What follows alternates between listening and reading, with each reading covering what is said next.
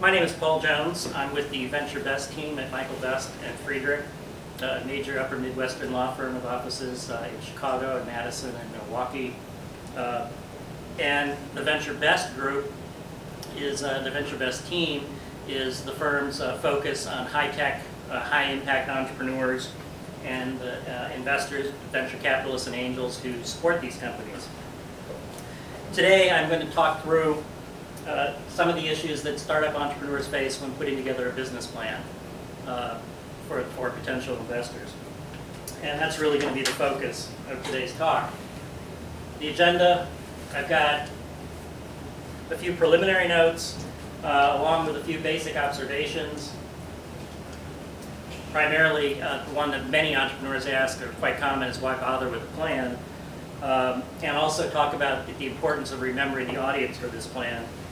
I'm going to spend most of the time today talking about what the substance of a good business plan should include, sort of the nuts and bolts of content and organization, then spend a few minutes talking about common mistakes that entrepreneurs make in plans, and finally spend just a couple of minutes of thinking past the business plan, thinking of some things you can do in conjunction with the plan to get you some bonus points with potential investors.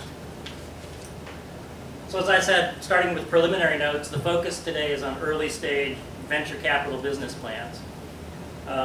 We're looking primarily at companies that are looking to make a high impact to compete nationally, internationally, for markets, for capital, for technology.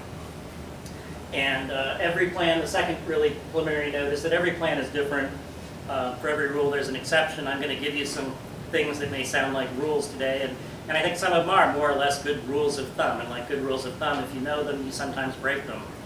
But I think it's important to know those rules going in before you start breaking them.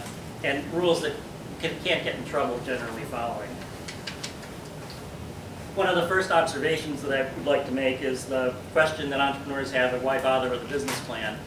Anyone who's been around the venture capital game for any number of years knows that sort of like military battle plans, business plans seldom survive the first few hours of constructive engagement.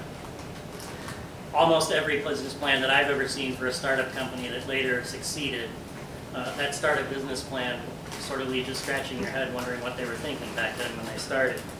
So I think it's a fair question, why bother with a business plan? And I think there's really four good reasons. Actually, I think three good reasons and one that trumps all the others. First, it forces you to ask whether your good idea is really a business. There are lots of great technologies out there that can do all sorts of wonderful things, but in the real world, no one really cares, in the sense of being willing to pay money for that solution. I think the phrase I like to use is there are a lot of great mousetraps out there in markets where there are no mice.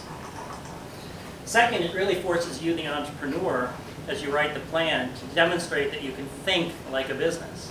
That not only is this a good business idea, but people are going to be investing in you, the founders, and your team. And we'll talk about the importance of that later. And they need to know if you can think about the business as a business. It also then helps you quantify the resources you'll need, the staging of when you need those resources. And that's going to be pretty critical when you're raising money, to not raise more money than you need, at the same time not to raise less money than you need. So that's going to be important. And finally, frankly, because you're not Steve Jobs or Bill Gates. The iconic sort of proven entrepreneurs of our time can generally raise money by saying they have a new business idea. Most entrepreneurs, the vast majority, and certainly the vast majority of entrepreneurs doing this for the first time, are just not in a position to do that. You're going to need a business plan. Second set of basic observations is to remember for this business plan who the audience is. This business plan you're doing now targets investors. It's not something where you're trying to sell customers. You're not trying to show your employees why they should work for you. You're not looking for partners. It's a business plan that is designed for investors, and a couple of things about that. Investors care about the exit. At the end of the day, when VCs or angels get around and talk about their great deals, they remember the exit. I know I do. Best deal I ever did, really wonderful, 77x, less than 2 years. I never mentioned, it never occurs to me to care that the company went bankrupt less than 2.5 years after that. So investors in these early stage plans care about the exit. They're not looking for why this business is going to be around in 100 years. Second, it's not an operating plan. You should have an operating plan at some point. You need that to run the business. But fundamentally, this isn't about the nitty-gritty of operations of the business. It's about a much bigger picture. Another thing to remember about investors in these kinds of deals, they're jaded, skeptical people. They have very short attention spans. They see dozens of ideas for every deal that they actually think is even worth their looking at. So they have very short attention spans. And one of the areas this will show up is that if there's only one section of your business plan that's really, really good, it should be the executive summary. And we'll talk about that a little more. Final sort of basic observation is that production values matter. It should be a professional document. It's really a resume for your business, a narrative resume of the business and the investment opportunity. Avoid puffing. This is the best bicycle in the world. This is the best this. This makes, IBM,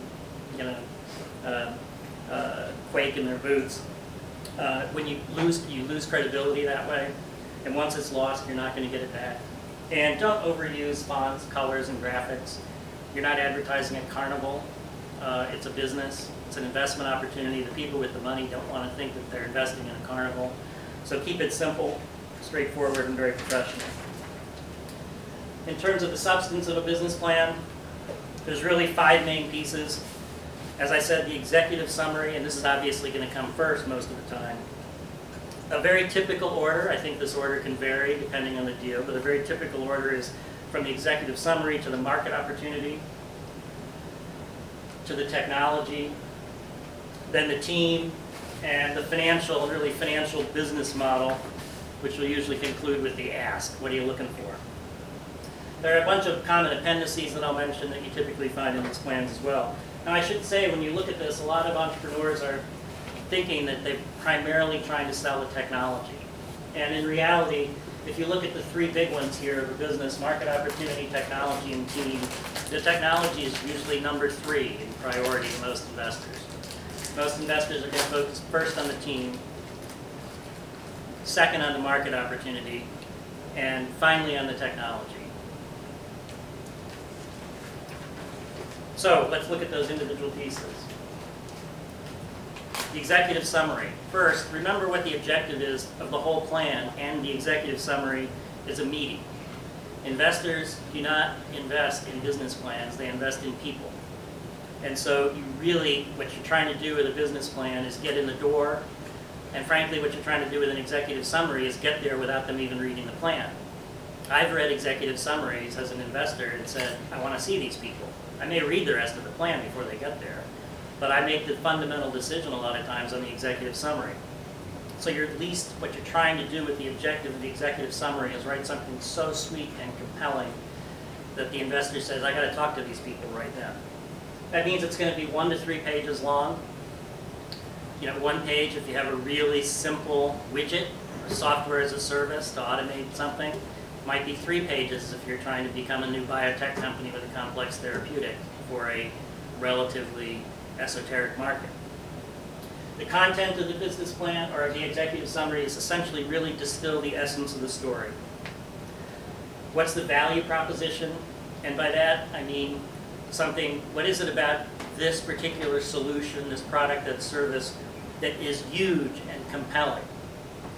The kinds of investors you're talking to, venture investors and venture-minded angels, are not looking to fund things that make marginal improvements.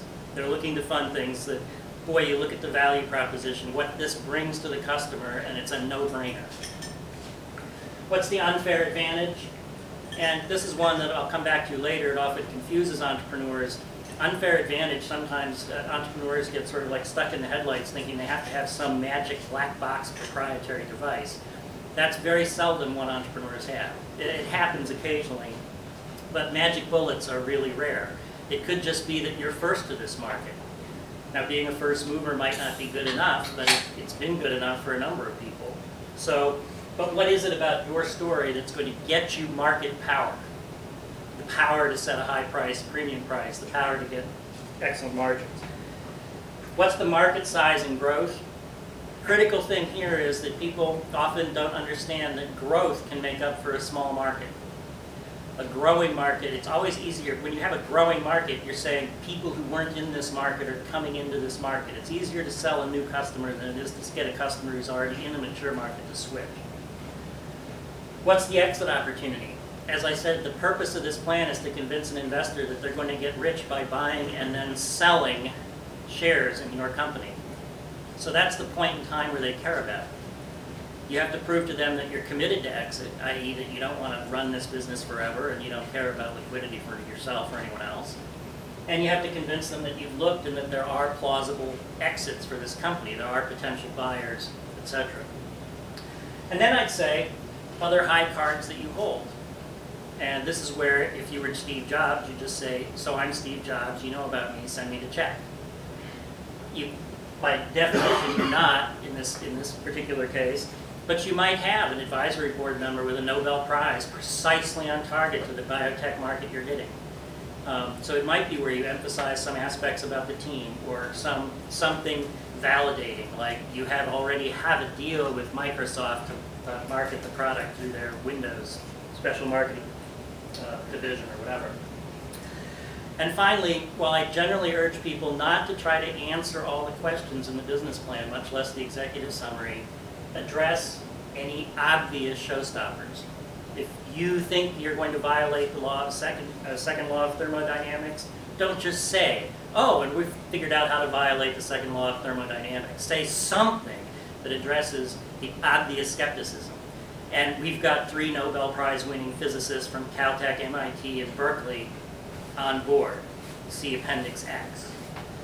So only really in the executive summary, don't get defensive, but do address if there's an obvious kind of showstopper. In terms of the market opportunity, identify the market very